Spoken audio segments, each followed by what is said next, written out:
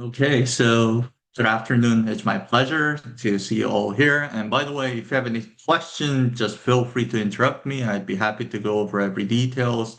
I tried to create the slide for more like a graduate student oriented, but some terminologies I might just like not define and might move on, then just please feel free to stop.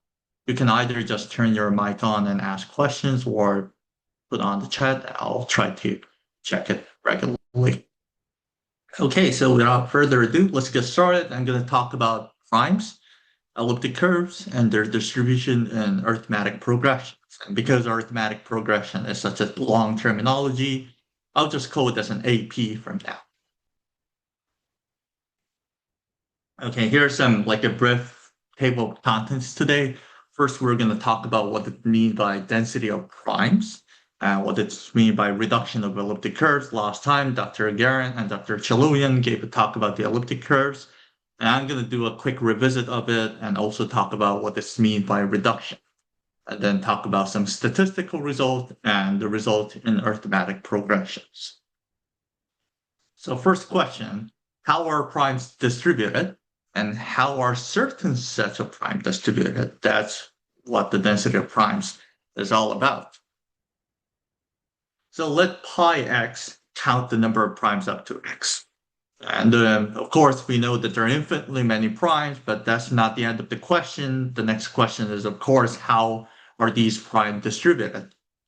And the prime number theorem, proven by Adormer and Valluphusen separately in 1896, 1895, and 1896, says this pi of x roughly grows like x over log x. By the way, this tilde notation means that the ratio between pi x and x over log x converges to 1 as x goes to pi, as x goes to infinity. So yes, we know that the prime numbers are like distributed like a 1 over log x like a thing.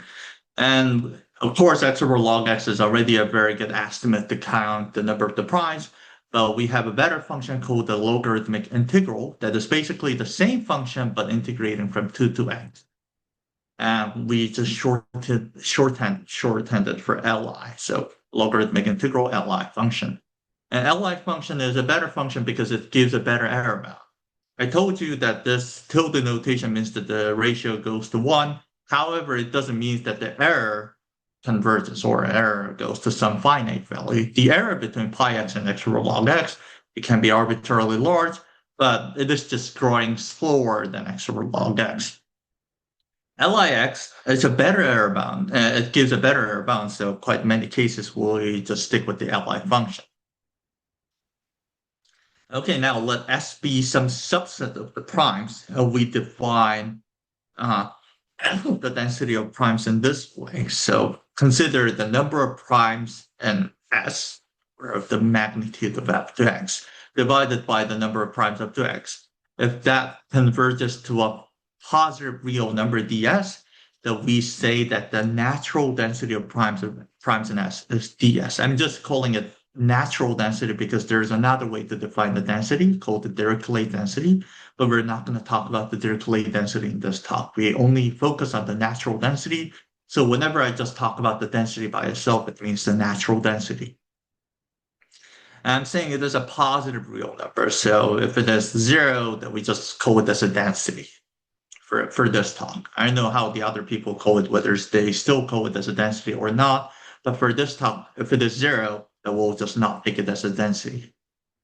So let me ask you one probably very like obvious like implication, but I still wanna just be sure. So Sure. Mhm. what if this like the set capital S is the just a finite set? Then is that guaranteed this sub S should be still as a positive or zero? And It's simply 0, yes, because and pi x grows infinitely, while if S is a positive set, a finite set, then of course SF the largest one, so the numerator term will stop growing at a certain point.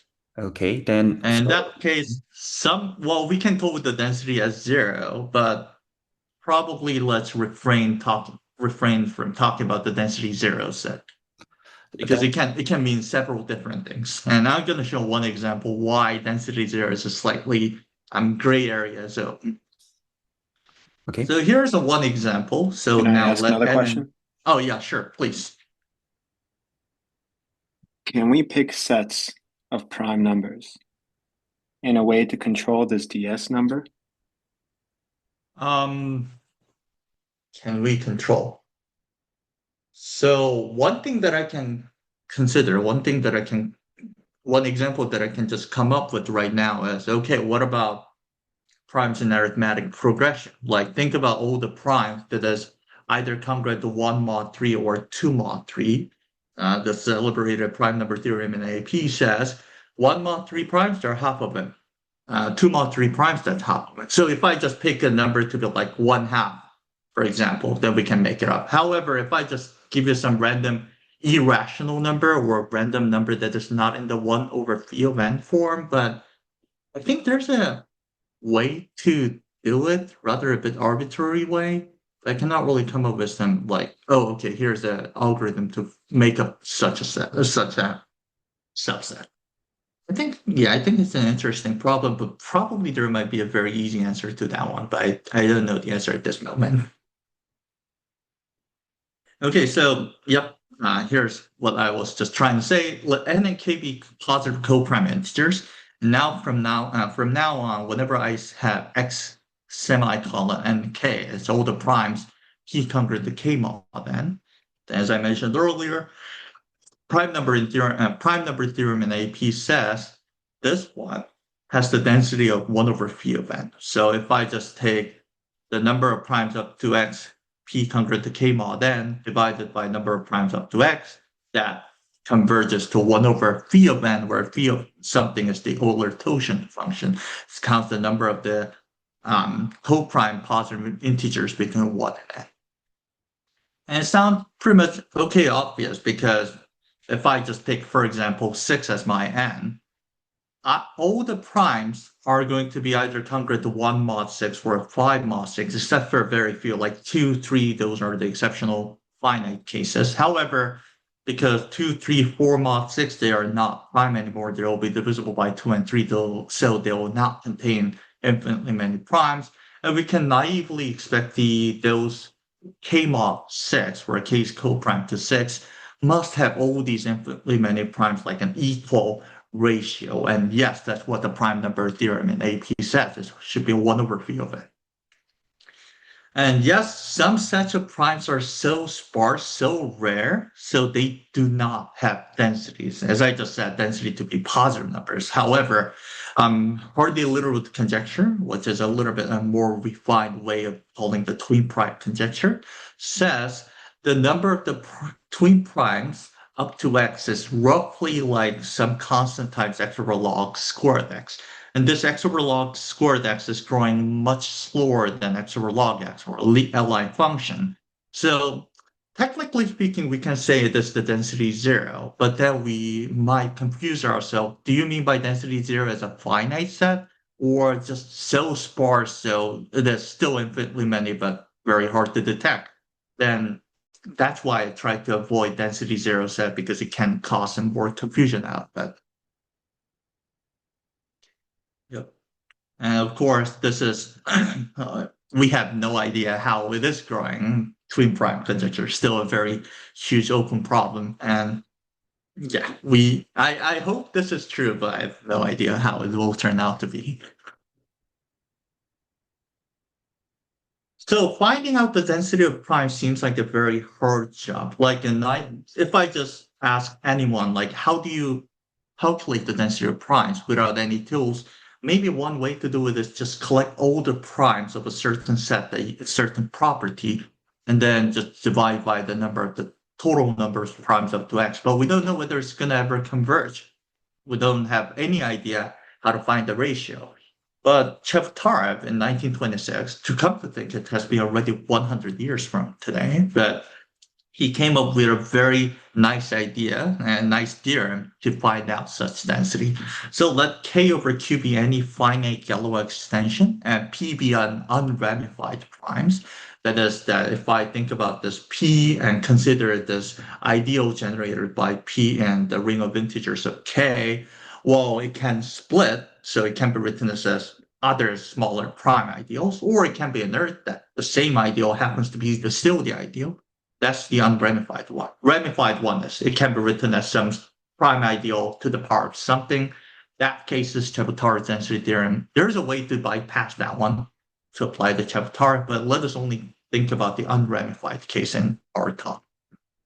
So this frac notation P is a prime in K lying above P. Then there exists some Galois automorphism, sigma P, such that for any alpha, no matter what you pick, alpha and K, sigma P alpha is congruent to alpha to the power of P and mod this prime ideal P and K.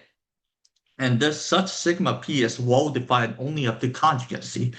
And we call this conjugacy class as a Frobenius at P and denoted by rho P. The Chebotar's density theorem says, in this setting, and let C be a subset of G that is stable under conjugation. So it can be conjugacy class or it can be a union of conjugacy classes. Then prime up to X, where this Frobenius at P lies in C, is basically the ratio, the size of C over size of G times Lix. So it has the density as long as the C is a non-empty set. So yes, when I first read the Chebotar's density theorem, I didn't really understand the meaning, like what's the whole idea of it? Can I have some concrete example? So let's go back to this prime number theorem in arithmetic progression with this Chebotar's density perspective, because it's a very good example to understand how the Chebotar's density theorem works. So let K be Q adjoint zeta n, where zeta n is the nth root of unity. And so let tau K be the Galois automorphism mapping zeta n to its K power. And pick any prime, any rational prime, P congruent to K mod n, and P be a prime lying above this rational prime P. So the first thing, it is known that P is unramified in K over Q if P doesn't divide. And because I'm choosing P congruent to K mod n, of course, P doesn't divide n, so P is unramified. Galois group of K over Q zeta n, we know that's Z mod n Z cross. Furthermore, it's an abelian group, size phi of n. And because it is abelian, every element forms its own conjugacy clause. Okay, now note the fact that sigma P maps, by definition, sigma P should be the element mapping zeta n to the power P mod P. But zeta n to the power P is the same thing as zeta n to the power K because P is congruent to K mod n.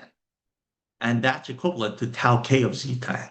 So we can see that sigma P and tau K act identically for zeta n. And because this K is basically generated by zeta n, as long as it works identically in zeta n, it should be working identically for a whole field. That is, sigma P, the Frobenius element of P, should be tau K. As I mentioned earlier, because it's an abelian extension, every element forms its own conjugacy class, so Frobenius P has only one element, namely this tau K. So the Chebotar's density theorem says the density of prime P congruent to K mod n is the size of this Frobenius, this conjugacy class, which is 1, over the size of the Galois group, which is phi of n. Therefore, we just proved the prime number theorem in arithmetic progression with Chebotar's density theorem quite easily and simply. So this Chebotar's density theorem gives us a very important direction or like an idea how to work on the density of primes.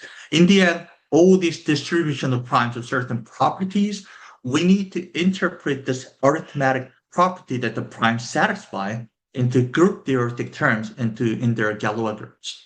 So here, P congruent to K mod n is a purely number theoretic property, but as long as it can come up with the right Galois field, right Galois extension, and interpret it into some Frobenius element, then we can study their density. The next thing that we need to check is such set is closed under conjugation. Of course, if it is an abelian group, everything is a conjugacy class. Every element is a conjugacy class, so we don't need to worry about it. However, in many cases, K over Q will not be an abelian extension, so you should be careful to check it. And finally, calculate the ratio of the subset of the respective Galois groups.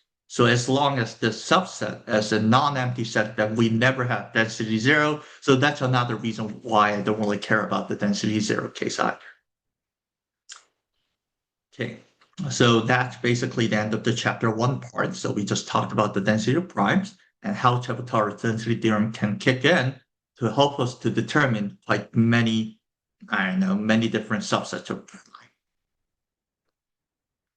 Okay, now let's switch our gear and talk about the elliptic curves. So for this chapter, my main motivation is let us define primes with various properties associated with elliptic curves and study how they are distributed. Okay, so let's revisit the definition of elliptic curves. So an elliptic curve, E over Q, is an equation given by this form. And in particular, A and B should be integers, and delta E, which we call the discriminant, divided by -16 for AQ plus 27B squared is non-zero. So yes, this sounds a little bit like a very arbitrary definition, but this one guarantees that the curve is non-singular. You take a derivative with respect to x and y, we get both of them non-zero at the same, at least, yeah, dx over dz or dy over dz. I just forgot the terminology, but yeah, non-singularity is guaranteed if we have this condition. And if it is your first time ever hearing elliptic curves, you might be curious, like, why do you care about elliptic curves? There are many different curves that you can create. Why elliptic curves matters? Because elliptic curve has very much a lot of interesting, nice properties. And one of them is that you can define group operations on its actually complex points. Bring any x comma y complex points, where x and y are complex numbers, that we can define addition of 2. It sounds a little bit weird to add 2 points, but here's the idea. So here is one typical example of elliptic curves. And now for this one, because we're in the two-dimensional xy coordinate, it only catches all the real number points. However, let P1 and P2 be these 2 points, then we can draw a line. We can draw a secant line passing these 2 points, and it ultimately will have the third intersection point, because this one is a degree 3 curve, of course. Then we take the mirror image around the x-axis, so its y coordinate is now the opposite sign. We define this P3 to be P1 plus P2, and that's how we define the addition on the points in the elliptic curves.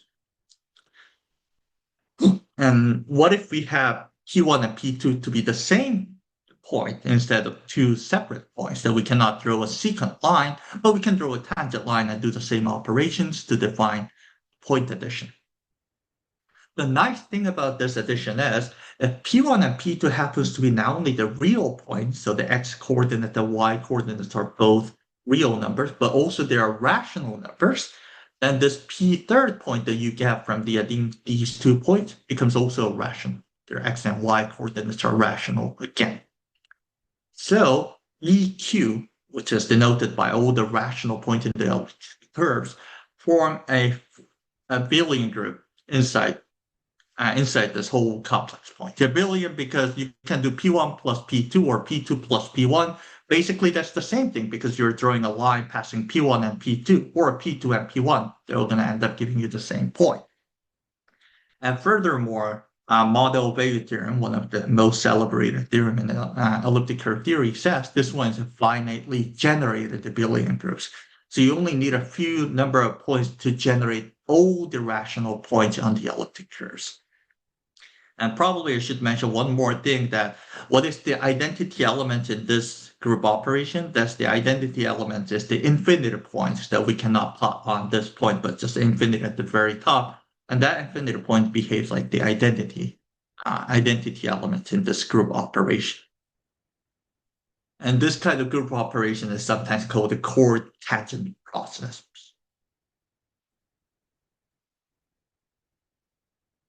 Okay, so what is now the reduction of elliptic curve? So again, given the elliptic curve, and now P be a prime number that doesn't divide the discriminant, then we can consider the same equation but modulo P.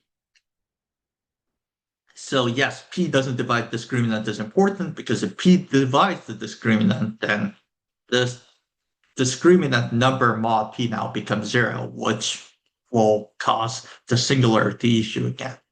So P should not divide the discriminant, and we can consider this equation, and it also gives you an elliptic curve, but now over P, the finite field of P elements. And similarly, we can construct a coordinate tangent process on this reduction. Now it's slightly a bit more complicated because now we don't have all these continuous things and continuous points in the elliptic curves, but now elliptic curve points, FP points, are now all the discrete points. Still, we can define the coordinate tangent process. The idea here is this line has a slope of y2 minus y1 over x2 minus x1, and we can do this thing.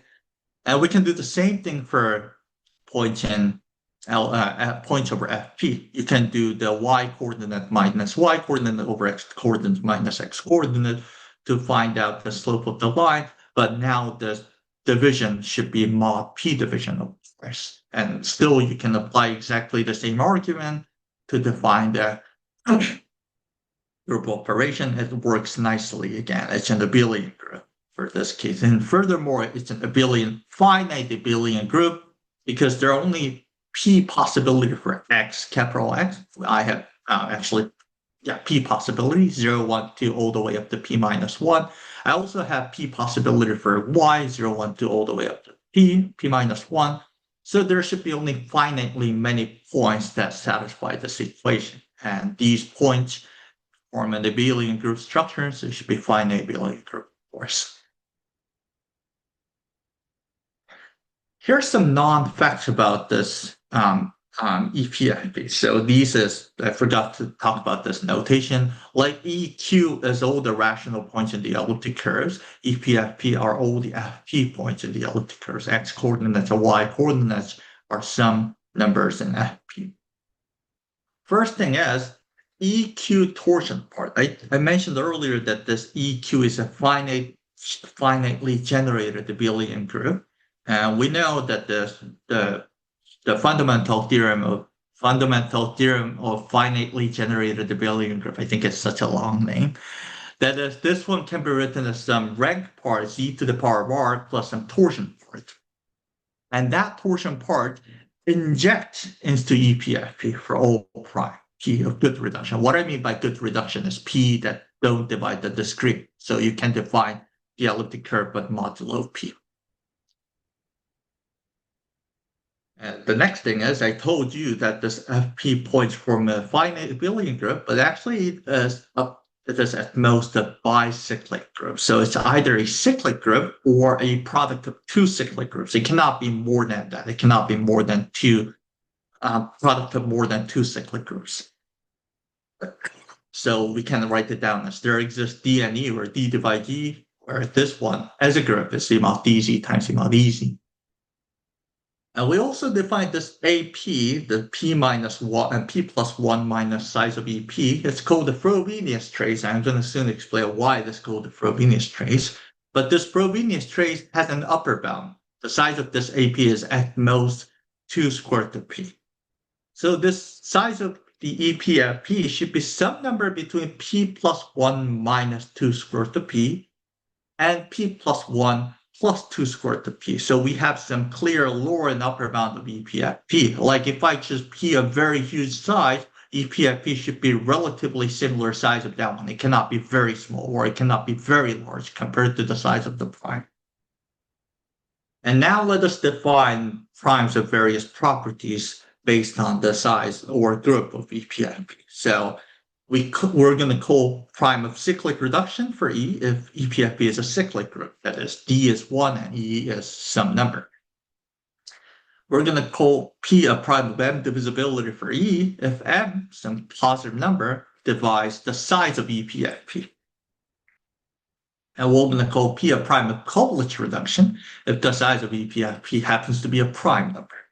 And of course, you can come up with many different properties. You can say prime of square free order if this EPFP is some square number, a square free number. Or you can do the square number things too. Or you can just you can basically come up with any properties that abelian groups satisfy and let's call P a prime of that property for E if that group satisfies that property. And then we can talk about how those primes are distributed. So we're going to define new prime counting function, pi sig E, pi div m E, pi prime E. And now E matters because depending on the elliptic curve, these prime numbers can be all different.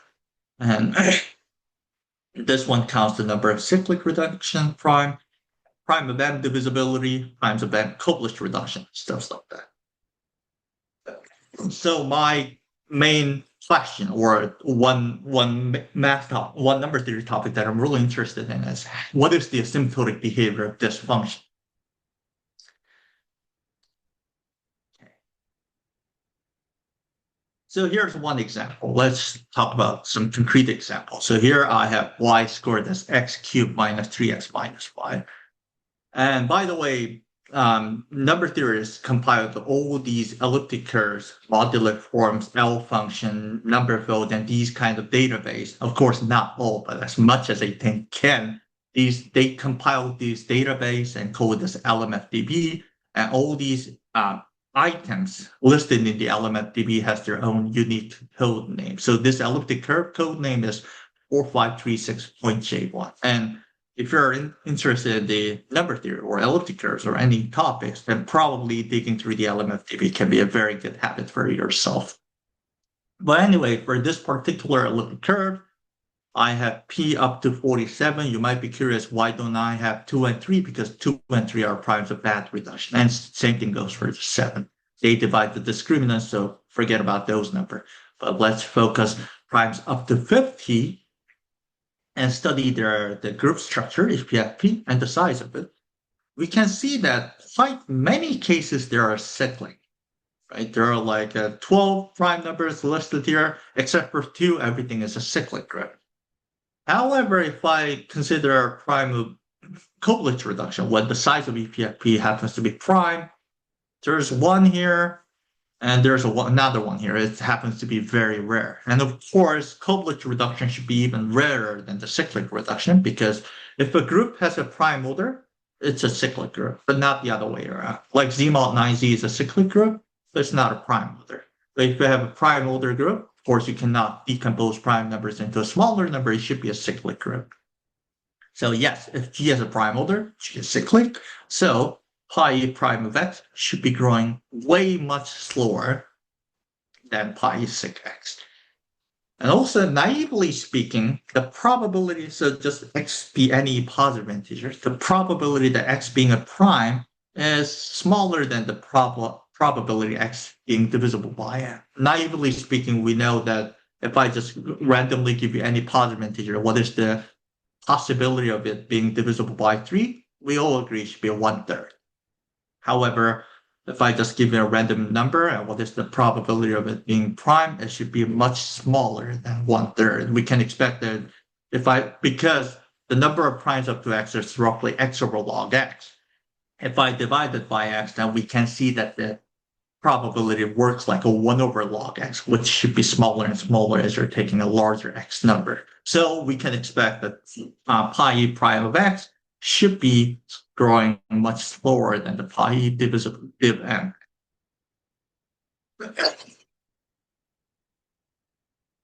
Okay, so let's talk about some Galois representation, because Galois representation is a very useful, strong, and powerful tool to understand all these prime of various properties.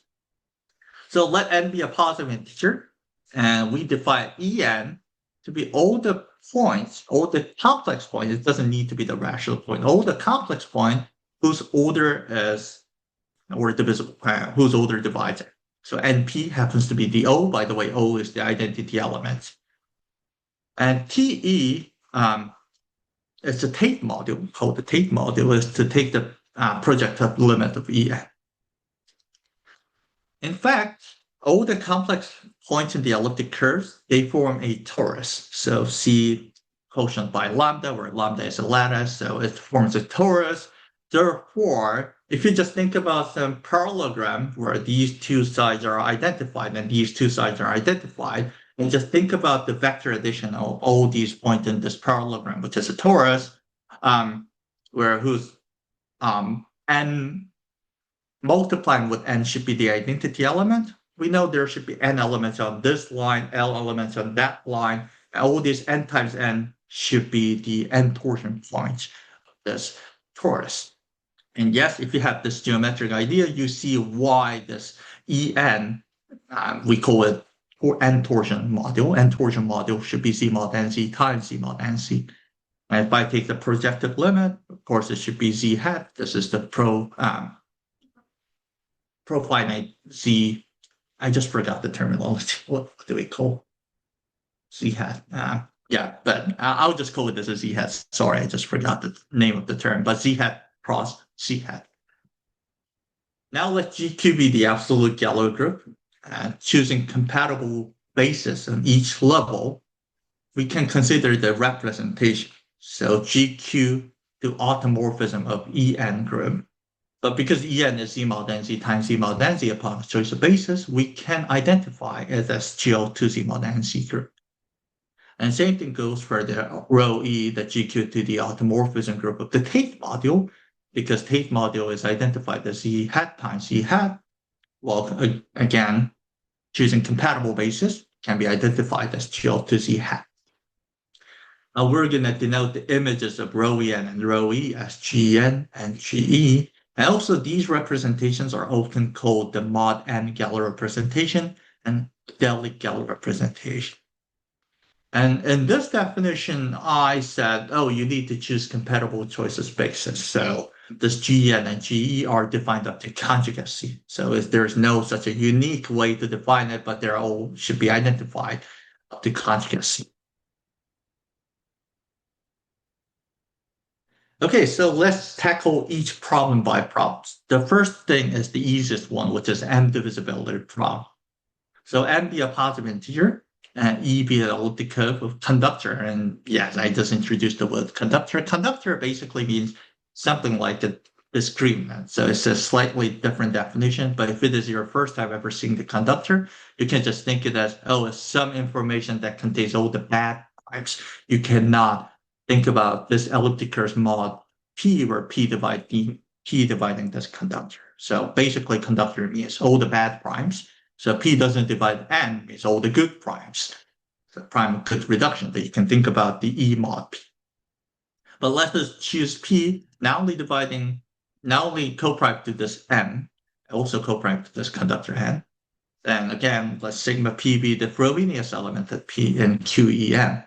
Yes, in fact, this QEM is the field obtained by joining all the M torsion points. I told you EM is Z mod MZ times Z mod MZ, so we know that there are like an M squared number of points, X comma Y, where if you're adding itself M times, it should be the identity elements. So let's collect all of those X and Y coordinates and put it in the Q to make a field extension. And that's what it's mean by QEM, called the M torsion field or M division field. And interesting fact is this M division field is actually a Galois extension over Q, finite Galois extension over Q. Because it is a finite Galois extension over Q, if P doesn't divide M and N, it is also known that P is unramified. So we can talk about this Frobenius element. And then just know that the trace of rho EM of sigma P. So if I go back quickly, because sigma P is a Frobenius element in QEM, QEM is actually a subset of this Q bar, subfield of Q bar. So we can understand this rho EM of sigma P as some element in automorphism in EM. But again, we can identify it as a GL2Z mod MZ. So we can understand this rho EM of sigma P as a 2x2 matrices, where each element is in Z mod MZ. Then it is known that the trace is congruent to AP mod M, and that's why AP is called Frobenius trace. Frobenius element is the trace of it. So Frobenius trace comes from the word trace of Frobenius element of P and Q. Yeah. And the determinant of rho em sigma p happens to be equals to p in that. And I mentioned earlier that the size of EPFP is equals to p plus 1 minus Frobenius trace. But that is now, I can interpret everything in terms of sigma. P is the determinant of rho em sigma p. And p is just trace. So EPFP, the size of EPFP is divisible by m, is equivalent to that the sigma prime, the Frobenius at p, has satisfied the condition that the determinant of that one plus 1 minus trace is congruent to 0 mod n. So we define a subset of GEM. GEM is the Galois group of QEM over Q, just to remind you, such that determinant of G plus 1 minus trace of G is congruent to Z mod n. Spoiler alert, this one is closed under conjugation.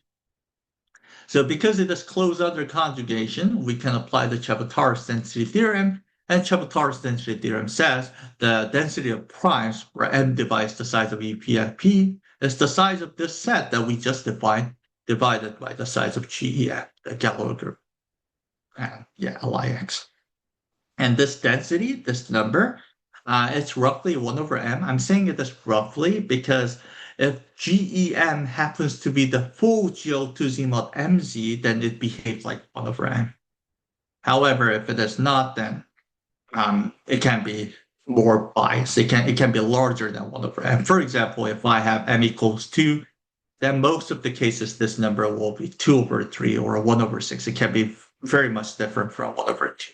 However, if we choose m relatively a larger size, then this number becomes relatively closer to 1 over m. So it actually co-aligns with our just intuition. If I just ask you, what is the probability that a randomly chosen number is divisible by m? That's 1 over m. And same thing goes here. What is a randomly chosen number prime p? What is the size of EPFP? Well, what is the probability that the size of EPFP is divisible by m? Again, 1 over m. In fact, the size of EPFP behaves like they're distributed like a regular integer. So, of course, the density becomes like 1 over m.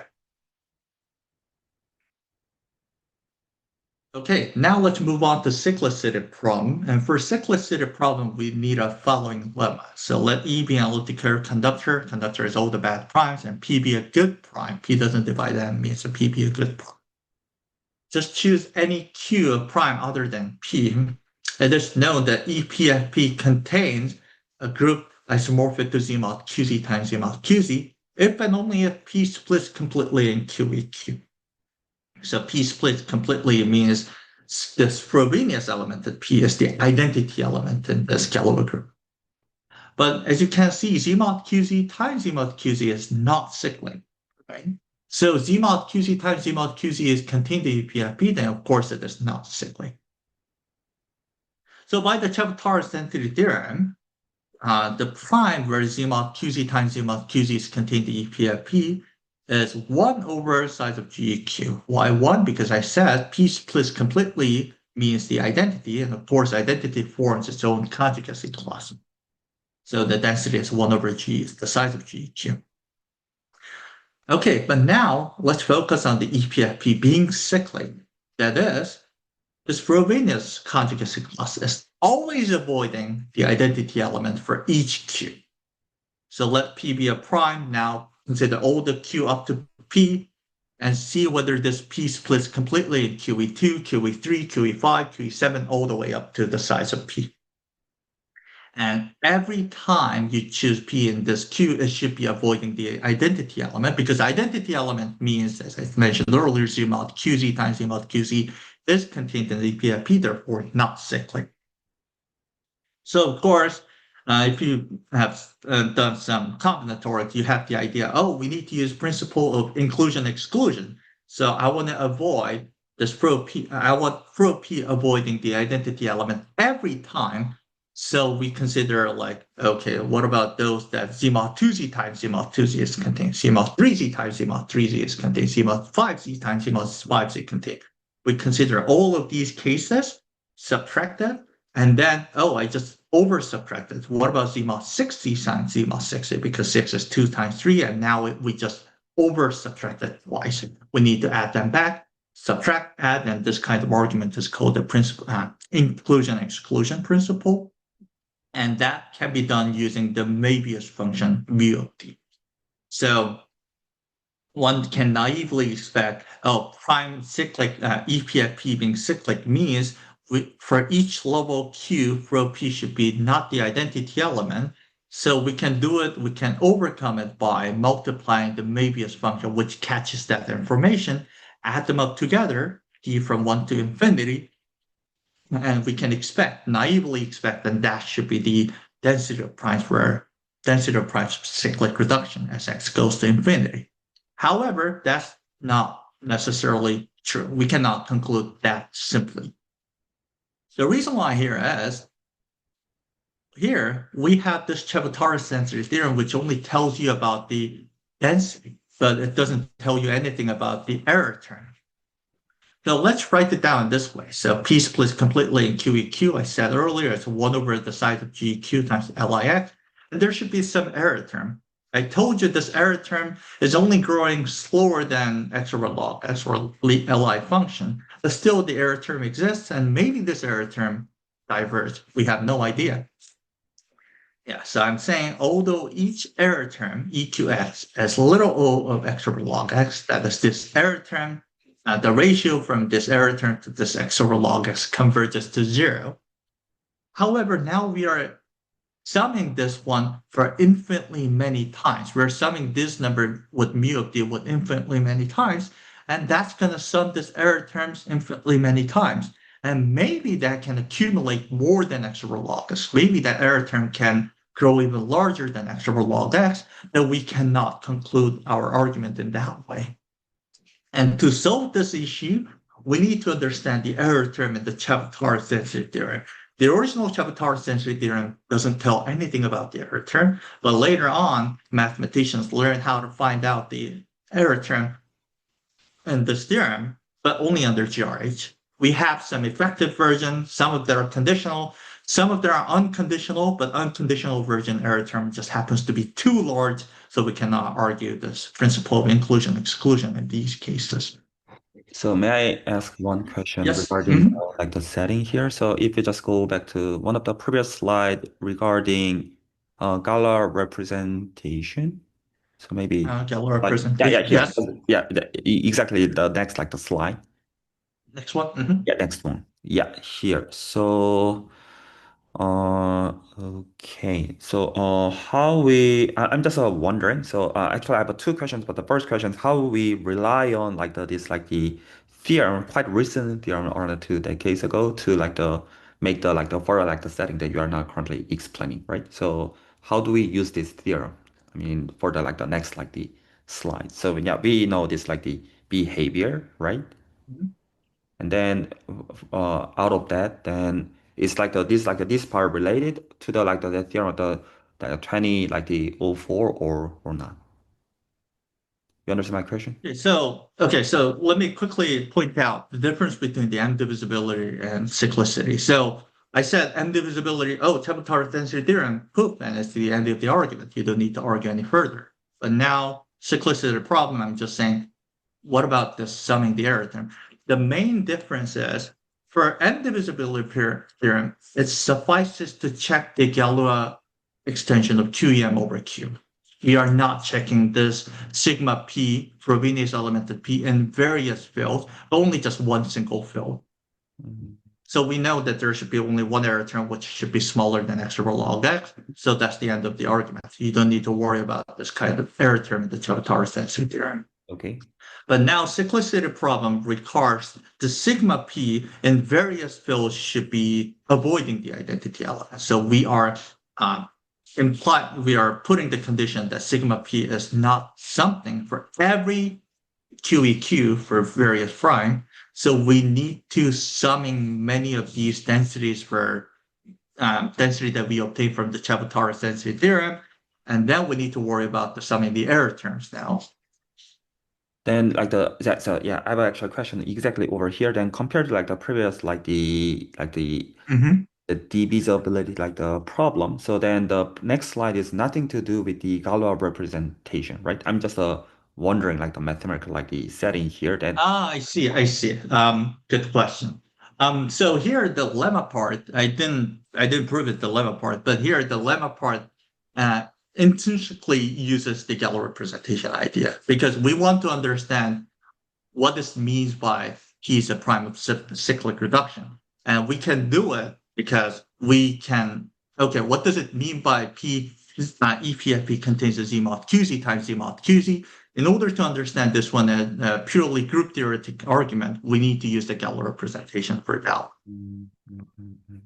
Yeah, that's So yes, I'm not using the Galois representation for the cyclicity problem explicitly, but the idea should be somehow like okay. The computation still you rely on the yep, color representation. I see. yes, That's my exactly. question. Mhm. Thank you.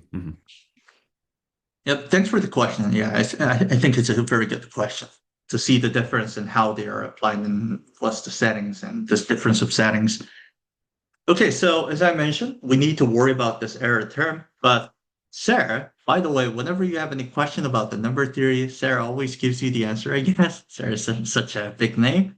And Sarah found out, okay, so first of all, this error term, Chebyshev density theorem error term, is well studied under GRH.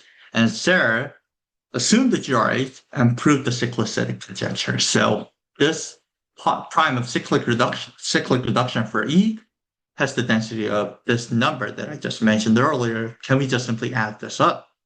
And yes, under GRH, we can do so. And by the way, if the density happens to be zero, we interpret there are only finitely many primes of cyclic reduction. So yeah, and technically, if it is zero, then we don't call it density. But this number, it can actually be zero. It can vanish, and in that case, it means there are only finitely many primes of cyclic reduction.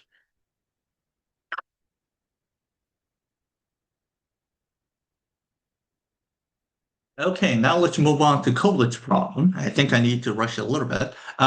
Okay, so I mentioned earlier that this torsion subgroup injects an EPFP. That means if torsion subgroup is non-trivial, EPFP has some group, some finite group, has some finite number that is always dividing this EPFP. The size of the EQ torus will be always dividing the size of EPFP. Therefore, this one should be bounded. There are only maybe a very few primes of Koblitz reduction, making this one a prime order.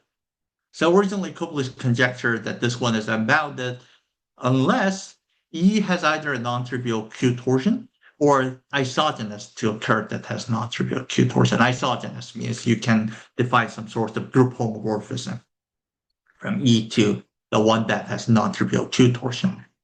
And Nathan Johns in 2011 found a counterexample. So this particular elliptic curve is not Q isogenous with an elliptic curve with a non-trivial Q torsion. However, if P is congruent to 1 mod 4, 3 divides the size of EPFP. 3 mod 4, 2 divides the size of EPFP, therefore pi prime x is bound. And the main issue here is, again, the Galois representation, that is QE2 and QE3 have non-trivial intersection. So field theory way, we can say, Galois theory way, we can say these two Galois extensions have some non-trivial intersection. Or another way, Galois representation way, we can say the Galois representation mod 2 and mod 3 has some like controlling to one another. They are not independent. One affects the other. And this kind of phenomenon is called the entanglement. And there has been a very huge research ongoing to identify and classify all the entanglements. If you'd like to read it, Daniels, Lozano, Robledo, and Morrow's paper has a very good like a survey plus ongoing research about this one.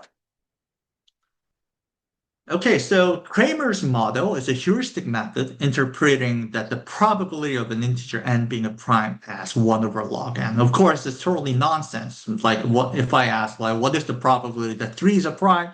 That's a deterministic event. That's 100%. It cannot be, say, 1 over log 3. But still, this kind of heuristic argument is helpful to understand the distribution of primes or distribution of set of certain primes. So, for example, if n being a prime and n plus r being a prime are independent events, then we can expect the probability that n and n plus r being primes is 1 over log squared. So that's why twin prime conjecture has, that's the case that n and n plus 2 are being primes. that grows like x over log squared x, because we are assuming each of these events are independent. And later refined Koplic's conjecture. So it's a Koplic's conjecture, but refined by Zuina in 2011 after seeing Nathan Johnson's counterexample. And he came up with this pi prime ex grows roughly like c prime e x over log squared x, like the twin prime conjecture, but now with a different constant. So yes, Koplic's conjecture is often regarded as an elliptic curve analog of twin prime conjecture. And I think this one sums up some history about these problems. I think I've already mentioned just too much, so I'll just move on slightly faster. So, So so far, rather than yes. just finishing the slide or today, so because as also Garen just was stopped in the Right. in the intermediate stage. So how Mhm. about we just try to discuss up to here, and maybe we can just continue either next time or so, because we do not need to finish everything by today about it. That's true. Yeah, I think I was just too ambitious and too like rushing myself. But yes, It's I not think rushing, that'd but be a it's good just idea. a lot. Yeah. So. Yes. So yeah, so far I just gave you a lot of histories on these kind of problems. So I'd be happy if you have any question about like some known results or some methodologies. Just if you have any questions, please feel free to ask. I'll cover the other half maybe the next time, because last time Dr. Cheloian gave the first half of his talk. He'll give the second half of his incredible talk, and I'll do it after that one. So I have a very like a specific like the very like a research like the direction like the Hmm. question that I don't really expect to get the like the form like the answer, but I just wanna just ask your like the very like the naive opinion on it because like, you're expert of like this like the territory.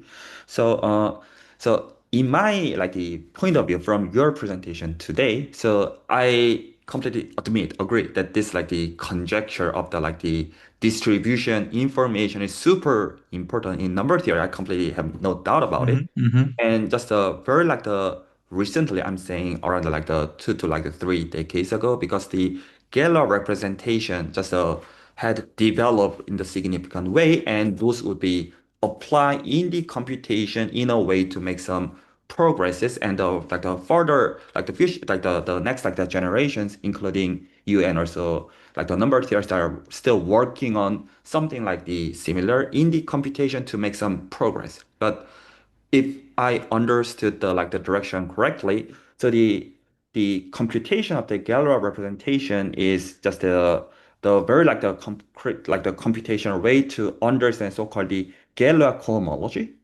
Hmm. And the Galois cohomology is a very special case of the computational like the cohomology called the ship cohomology in algebraic geometry. Hmm. And between number theory and algebraic geometry, so the power like the powerful machine of the ship cohomology is from like the drive like the point of view. I mean, I'm talking about drive like the algebraic geometry. The homological algebra is actually indeed turns out to be very powerful tool to use certain like the chain complexes to do the computation actually a little bit further.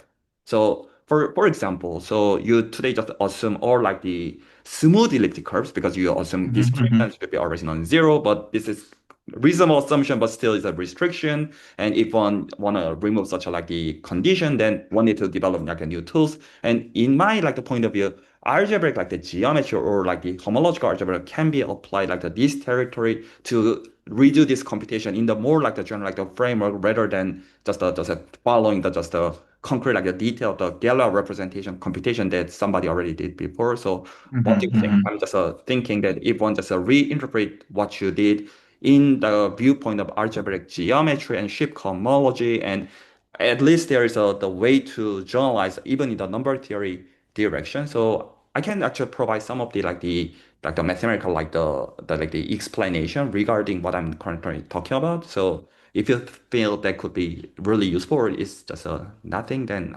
I can just ignore. But Yes, of course. So yes, so Dr. Cho gave a very important observation. So all these elliptic curves, so quite many research collaborators that I'm working on there are very much computational aspects. So they just bring in elliptic curves, calculate all these scalar representation, the one reason they are doing is not because they're specifically interested in how the primes are distributed. Of course, that's a one interesting topic, but they just want to understand how wildly different elliptic curves can you come up with.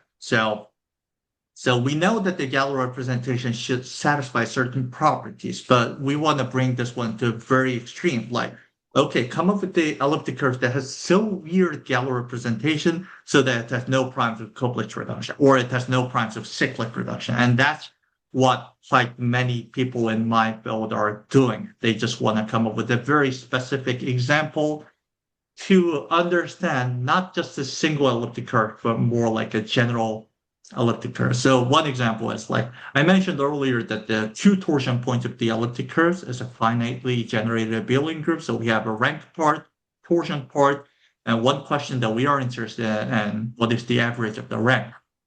In fact, it turns out to be 50% R0, 50% R1, but still there are some very weird elliptic curves that has rank 29.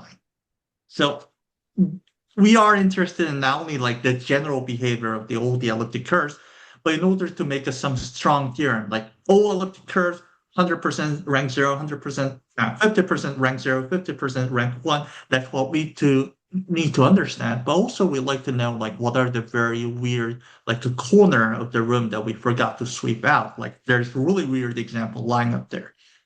But that, of course, that's an interesting research direction, but it's rather a bit more like ad hoc, like a very specific methodology that we are relying on. And of course, I'll be happy to learn how Galois representation can be used not only for the elliptic curves, but also we have like a much more general setting, like any curves it can be, or Galois Dreifeld modules, or abelian varieties, or something other than that.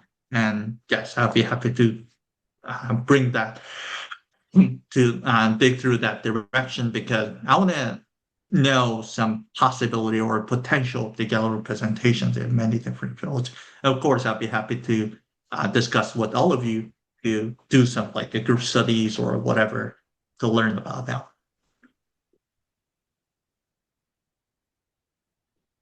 One another like the comment, this is Mhm. very also naive like the imagination from the presentation of Garen last time that so I kind of feel so you two are actually really computing everything with using Galois representation, but completely like the different like the application. One is talking about the distribution, there's talking about the graph. So it seems those are implicitly related, but I am kind of wondering because yeah, you know what I mean? So yeah, I agree that each of the like the fields are super important. One is like, about the classification, or the others about the like the distribution of the prime numbers. But the mathematical tools are actually very like the closely overlap, and they like the, those like the tools is also interesting for its own. So I'd like to kind of so whether or not it can be really like the overlap somehow. So this can be some like interest like the research direction if you two are interested in. But I don't have like a very specific question, but I'm kind of imagining,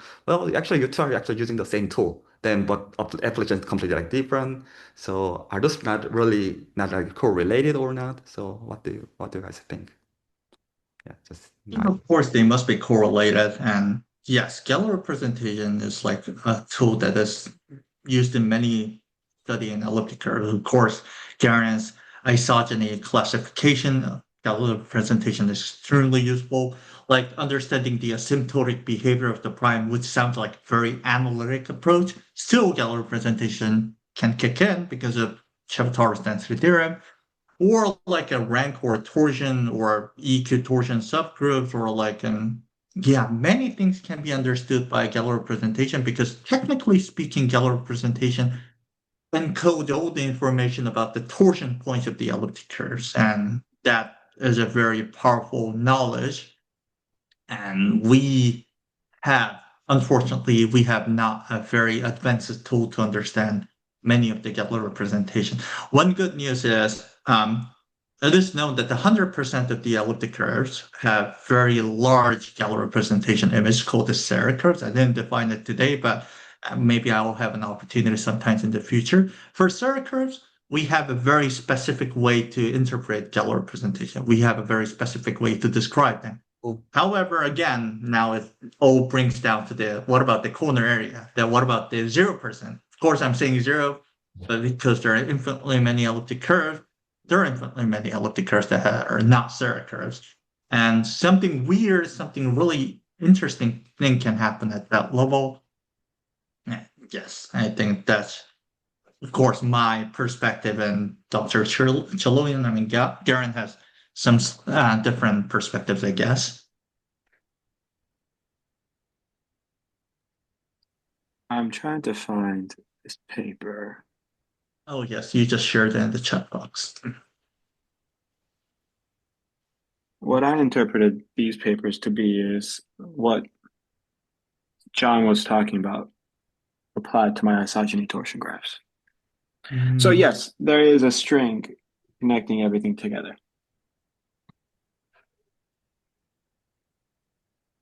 Oh, this And one is interesting. Okay. yeah, Mhm. both of them are, you know, asimina, I guess in one way or another played a part in both of them. Oh, Semino is there. I see. I see. I mean, I assume the second one is an RU, but I mean, Uh, Yeah, because one research direction that I'm interested in, I was thinking about this is like, okay, so I've been always talking about the EFP, the FP points on the elliptic curve, but we can also do EFP squared, not the P field, the finite field of P elements, but what about P squared? What about some extension? Because we can talk about E of Q, which is Q rational points on the elliptic curve. We can do just EK or KB any field where X and Y coordinates are some numbers in K.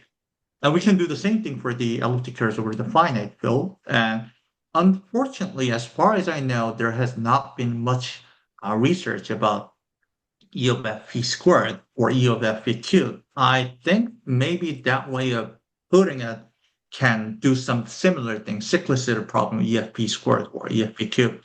Unfortunately, there's nothing known about that one or M divisibility. I think these are rather very easy pickup problems, but yeah, that was one direction. But it seems like some people were doing in the finite field extension on the isogenic part, and I'd like to have a look later.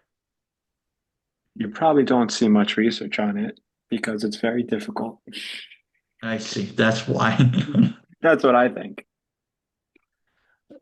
so here's one of my suggestion regarding this Mhm. seminar because we three are all quite busy. So and I also wanna contribute in my own way in on this seminar, even though I am like completely ignorant of the number theory itself for sure, but I'm definitely interested in. So at least I think I will be able to the share my point of view from algebraic geometry of what you two are presenting. So I can just assume for the complex beginners because in this like the seminar also like the master level like the students are joining to like to listen what the like the researchers are talking about and we know after like the 5 minutes we kind of lost if we really never saw such like the topics before so that so I can really explain for the complete like the beginners so without really assuming any like the advanced knowledge but I can definitely interpret or so what I'd like to do is I'd like to explain ship cohomology, that's the generalization of the Galois cohomology, without assuming the heavy background in homological algebra, but it's just very easy to explain because we have a very like concrete like the example complex torus, so that we can talk about the like the elliptic curve over C, and then we just change like the field, and in that way we can just look at how to generalize the Galois cohomology in like the geometric point of view, and I assume at least Garen was interested in like these types of the like the learning like the algebraic geometry language. I can contribute that part of the presentation if we just present in turn, you know what I mean? So that each of us want to just present something in each turn. Then I Yeah. can like the kind of teach algebraic geometry in that like the manner. But the purpose is to reinterpret what you two are really talking about, and at the same time just providing some algebraic geometry perspective. Then other could be also interesting like this seminar as well with their own motivation. So I'm actually wondering, Nada's perspective, whether or not you are interested in like the joining this seminar in the regular basis and learn these like types of the knowledge. Yes, I would be very, very interested. Thank you. Then I think we just today need to determine the next like the presenter who wish to talk. So if you two are busy, I can definitely start to also talk about algebraic geometry with the concrete examples from you two's like the presentation. But if you two also want to just continue, I'm definitely want to listen and learn from you too. So yeah, please just suggest who wanna present next time. I still have Right? some more from my talk last Saturday or 2 Saturdays ago, which might be good tools to use. But if everybody else thinks it's a better idea to go in a different direction, then I'd be happy to let somebody else present also. And also, I John. don't really mind either, but by the way, for those who just came here for the first time, we are sharing all the slides, and we just tried to include. I also checked the Garen's slide, and he included as much information as he needed. So even though it's not being as like being presented, you can understand. And I did the same thing for mine. So maybe if you're more like into like we want to learn some new topic, we want to understand the geometric terminologies and perspectives, then we can jump into that one. And if you have any question about Garen's work or my work, then you can just personally send an email to learn about, hey, can you explain about this particular page in the slide? And I think that'd be much more like beneficial for this seminar, like moving toward to more like a new direction or studying something concretely.